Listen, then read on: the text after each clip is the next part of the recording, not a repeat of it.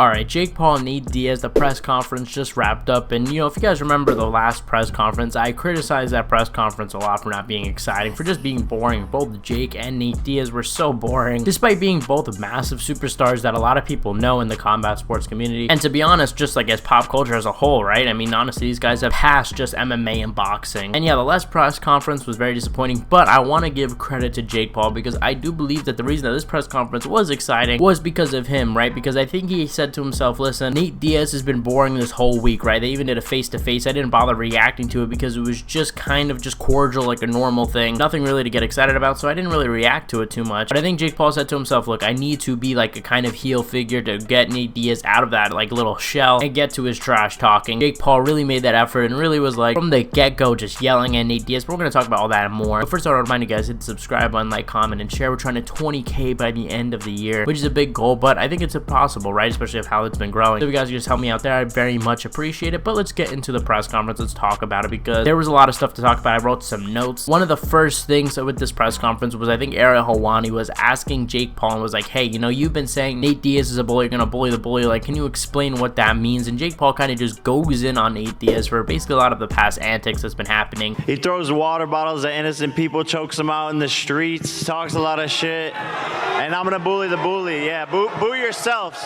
boo yourselves, boo yourselves. Specifically the time that he choked out that Logan Paul lookalike pretty recently, when it appeared he wasn't really doing anything. Now, I have my own thoughts on the situation. I was going to make a video, but I don't think it's as clear cut as the guy who was just totally innocent. You could see from other angles he was clearly trying to start some sort of altercation, but I'm not gonna get into it in this video. If you guys want me to break it down in another video, maybe I will, but at this point it's such old news. But yeah, he just says Nate Diaz basically picks on people that can't fight, which I don't really agree with. Like, I think he's just kind of grasping at straws here, and Jake Paul should be the last person talking about bullying. Jake Paul also says he's going to finish Nate Diaz's career, and I'll just show you guys what Nate Diaz had to say in response. Says he's gonna finish your career on Saturday, Nate.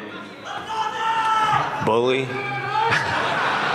Like, Nate Diaz was just hilarious throughout this whole press conference, and even throughout the fight week, even though he was being a bit quieter and not really trash talking, he was still pretty funny. Moving on, Jake Paul, Nate Diaz, there were talks about them doing MMA. If you guys don't know, there's like kind of a $10 million offer for Nate Diaz. I don't know how official that is, but for the PFL, for him to fight Jake Paul. And Nate Diaz just isn't interested at all because he doesn't care about the PFL. The PFL is kind of just like a B-rated MMA organization. I mean, he's been in the UFC. I think he just wants to return there. So we could have big fights like fights with Conor McGregor, Dustin Poirier. Maybe he fights Justin Gaethje for that BMF title. And yeah, basically Jake Paul just says Nate Diaz is ducking him, which we all know Nate Diaz isn't ducking him, right? If he's willing to fight him in a boxing match, he'll definitely not afraid to fight him in MMA because MMA definitely favors him a bit more, right? So I think everyone knows Jake is just trying to get under Nate's skin with this, but he really wants that fight, and it would be an exciting fight because Nate Diaz isn't exactly the top-tier MMA fighter. He's lost to a lot of guys, but I still think that Nate Diaz has a pretty decent chance in that fight. I think he actually probably wins that fight if we're gonna be honest. I mean, his jiu-jitsu is just on another level. I know Jake Paul has like a wrestling background, but let's be honest, high school wrestling isn't exactly proficiency for MMA, you know what I mean? Like, you gotta have some sort of experience. He hasn't trained wrestling in a long time. Nate Diaz is a black belt in Brazilian Jiu-Jitsu, and if it's a 5-round fight with 5-minute rounds, I have a hard time believing that Jake Paul isn't going to fall in some sort of trap. So I got Nate Diaz. I think if they fight, especially if it's 5 rounds, I think Nate Diaz wins that one. Nate Diaz also has told Jake Paul that apparently he slapped one of Jake Paul's security with a beer bottle last time that they met. I don't know what was going on with that. Another strange part of this press conference was when Jake Paul said he was going to, how do I put this?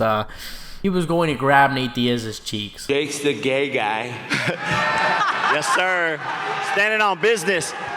I'm gonna grab your cheeks in the ring on Saturday night, trust me. He did this with Tyron Woodley. Like, what is with Jake Paul? Like, why does he act so sus? Like, what's going on? Does he have something he's hiding? I don't know. No judgment here. And then we get to a pretty good part. If you guys don't remember the last press conference, Derek from Better, which is Jake Paul's company, went up to ask a question, basically disrespecting Nate Diaz, disrespecting his brother, calling his brother ass at boxing. And Derek was back for another question, apologizing to Nate Diaz, obviously, jokingly and sarcastically, and then also said that he can't wait for Jake to knock his ass out, to where Nate Diaz completely lost it, got up, and was like, bring this guy up here. And yeah, Nate Diaz probably would have killed him if Derek went up there. But credit to Derek because, Derek did try to go up there. It was actually Jake Paul's dad who did stop him. Anything to say, Nate? Can't wait to watch Jake knock you the fuck out. Get this little motherfucker, bro. What's up with this? Hey, bring this little bitch up here. Get him the fuck out of here. Spread the fuck out. Bring him up here. He's coming. Oh, no. Fucking Oh, nah. fool. Oh, no. Derek, what have you done?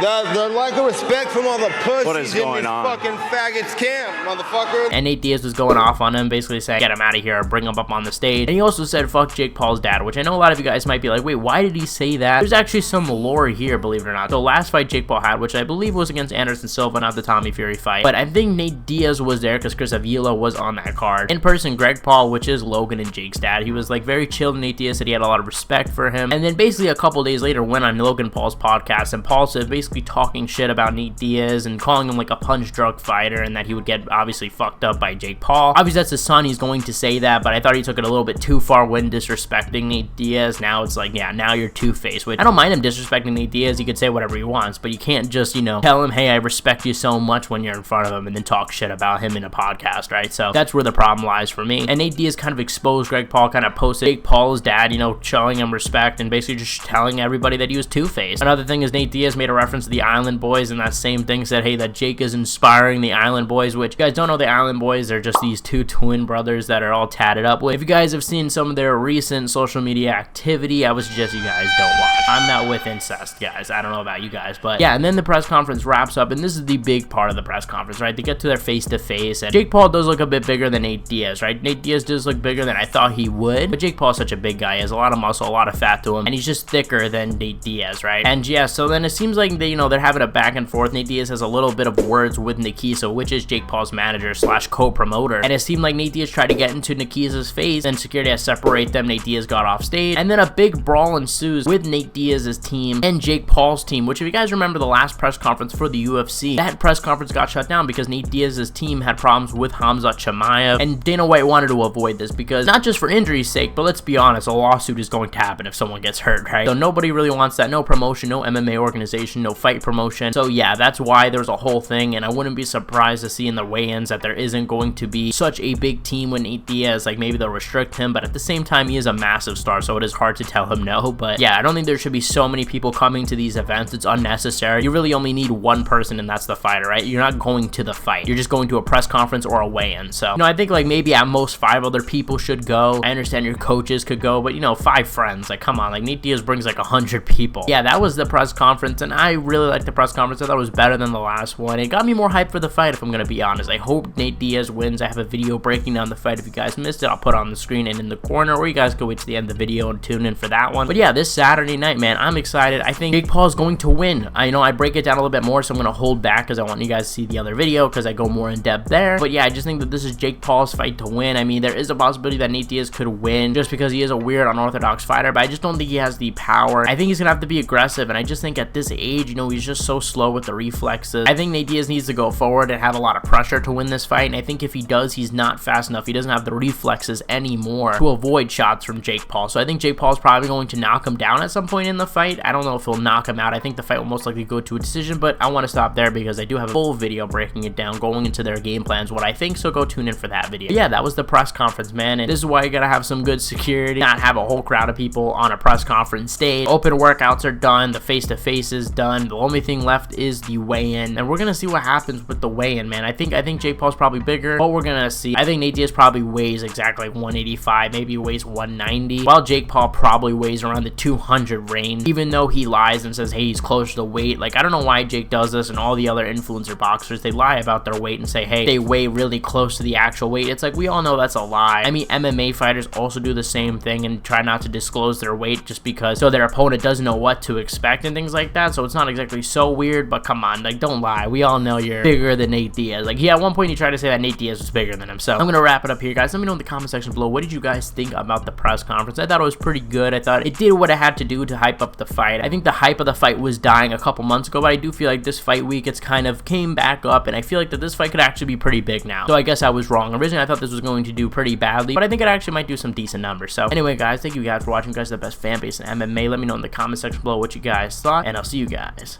in the next one.